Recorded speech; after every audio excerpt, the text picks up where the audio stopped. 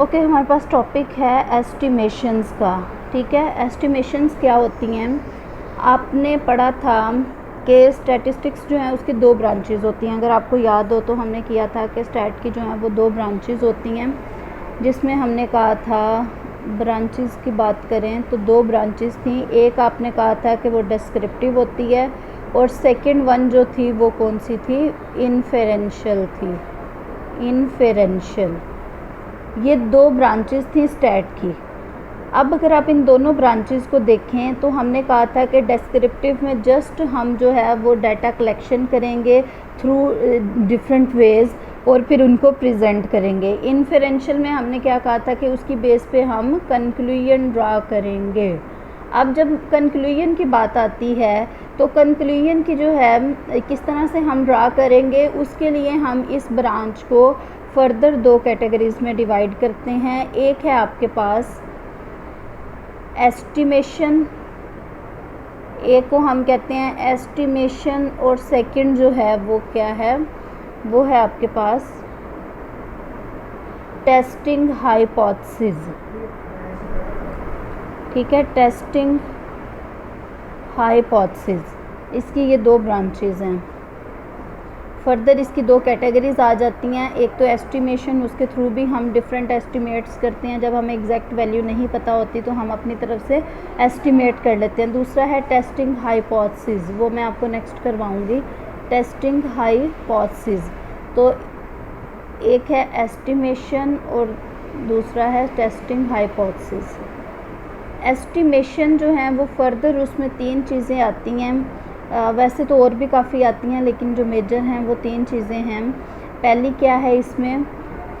Estimation of mean, second है variance और third है प्रोपोर्शन। ये तीन किस्म की हम एस्टिमेशंस करेंगे। इसका क्या मतलब है कि हमें इनकी एग्जैक्ट वैल्यू नहीं पता होगी तो हम क्या करेंगे, डिफरेंट सैम्पल्स लेंगे और कह देंगे कि ये जो इसकी पॉपुलेशन मीन है वो ऑलमोस्ट ये है।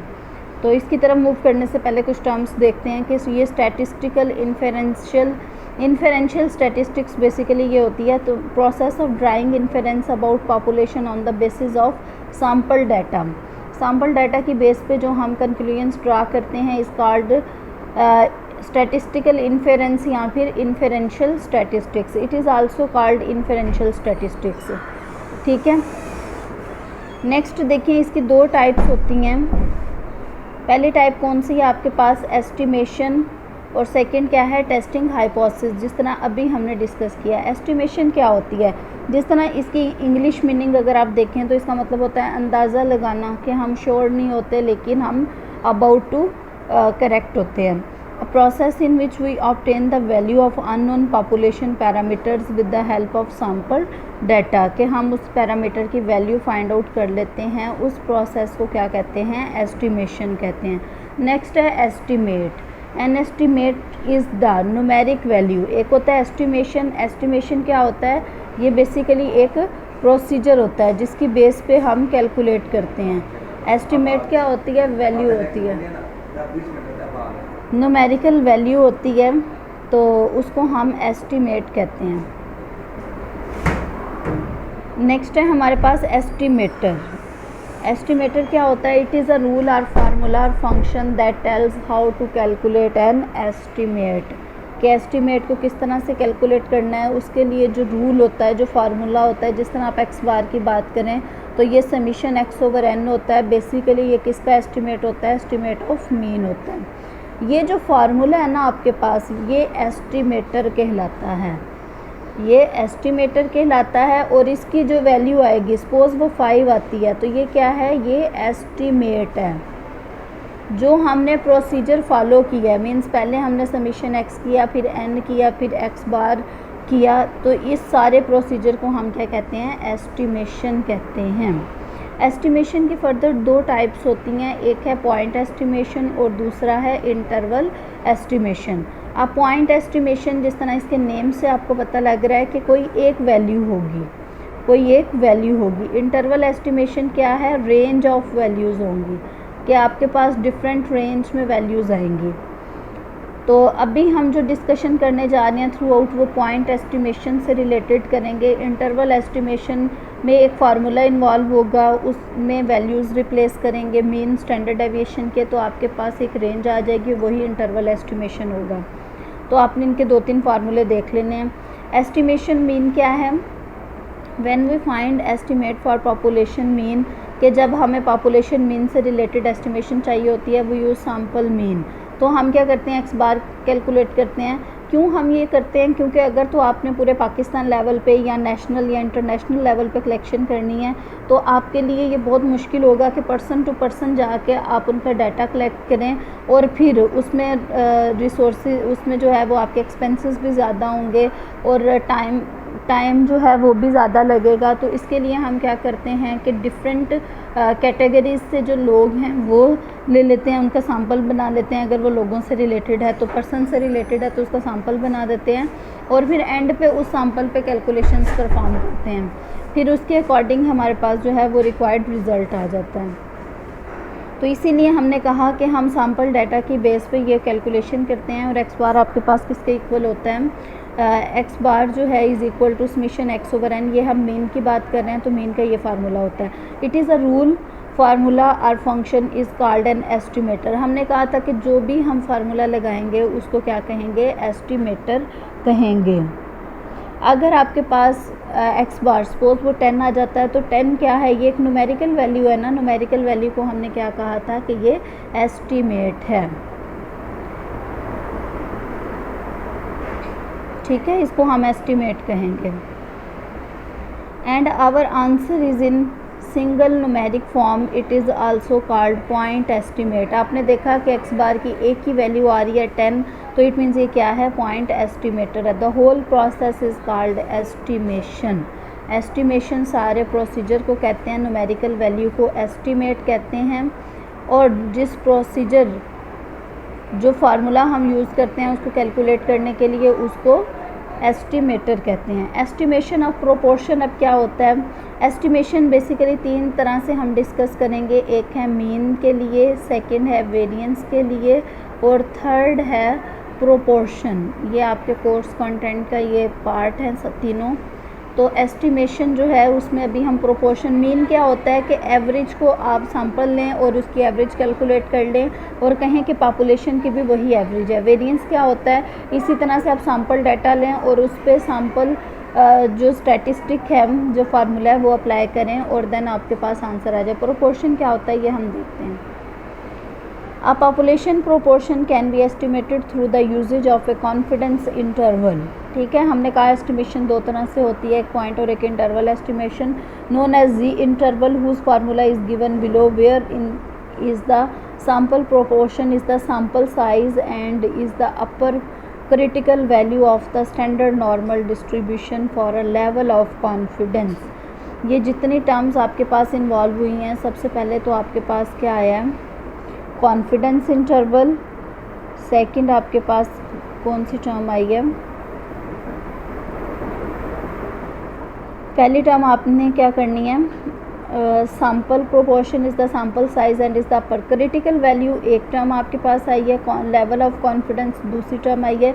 ये सारे टर्म्स किससे रिलेटेड हैं? इंटरवल एस्टिमेशन से रिलेटेड हैं, इंटरवल एस्टिमेशन से। इस पर आपने खुद एक दफ़ा देख लेना है। इसके अलावा जब हम टेस्टिंग हाइपोथेसिस करेंगे ना, तो उसमें भी ये सारी टर्म्स इन्वॉल्व होंगी, तो वहाँ पे मैं आपको एक्सप्लेन भी कर दूँगी, लेकिन एक दफ़ा आपने खुद भी देख लेना। टाइप्स ऑफ एस्टिमेशन, जिस तरह अभी हमने कहा there are 2 types of estimation, point estimation and interval estimation. इसमें फर्दर उसकी डेफिनेशंस हैं। Point estimate is a single numerical value to estimate the corresponding population parameter. मतलब अगर सिंगल वैल्यू हो, आपका जो आंसर है वो सिंगल वैल्यू हो, जो एस्टीमेट है वो क्या है? वो सिंगल वैल्यू है। इंटरवल की बात करें तो an interval estimate is a range of values, इसमें इंटरवल की फॉर्म में हो, ठीक है, कि इस वैल्यू से इस वैल्यू तक वो कंटेन करे, या इसी फॉर्म में इंटरवल हो, एग्जैक्ट एक वैल्यू ना हो।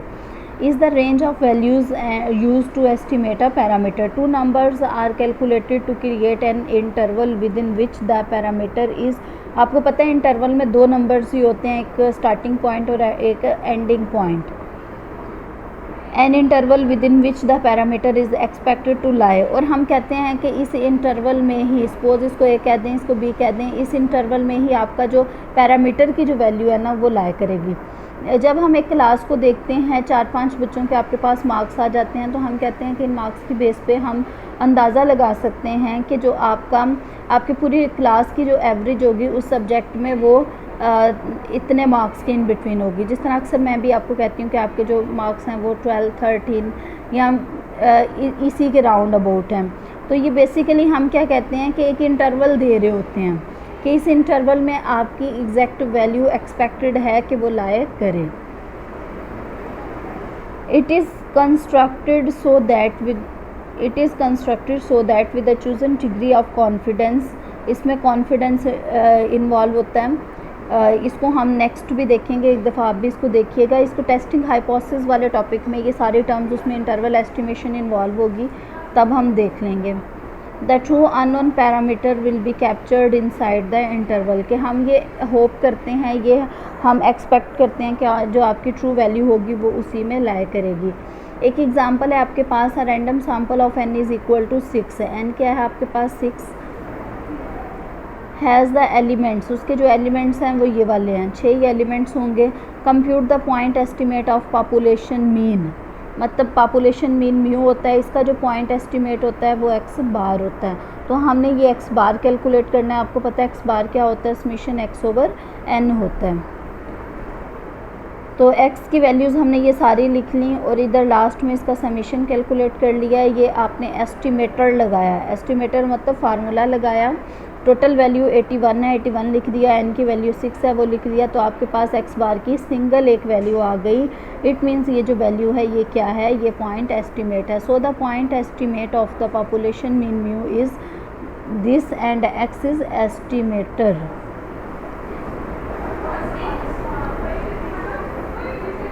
एस्टिमेशन ऑफ वेरिएंस, इसी तरह से आप मीन की और भी बहुत से एग्जांपल्स ले सकते हैं।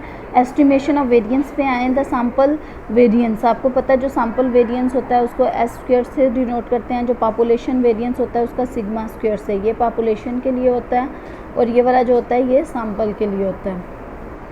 The sample variance S square however is a biased estimate. Biased estimate क्या होता है कि अगर आप इसकी एक्सपेक्टेड वैल्यू लें एस स्क्वायर की तो वो सिग्मा स्क्वायर के इक्वल ना हो, तो हम इसको कहते हैं कि ये एक बाइस्ड एस्टिमेटर है। अगर हम पैरामीटर्स की एक्सपेक्टेड वैल्यू लें और वो जो पॉपुलेशन वाली स्टैटिस्टिक के जो हैं उसके इक्वल आ जाएं, जिस तरह एक्सपेक्टेड वैल्यू ऑफ म्यू जो है वो x बार के ही इक्वल आता है, तो इट मीन्स ये क्या है, ये अनबाइस्ड है।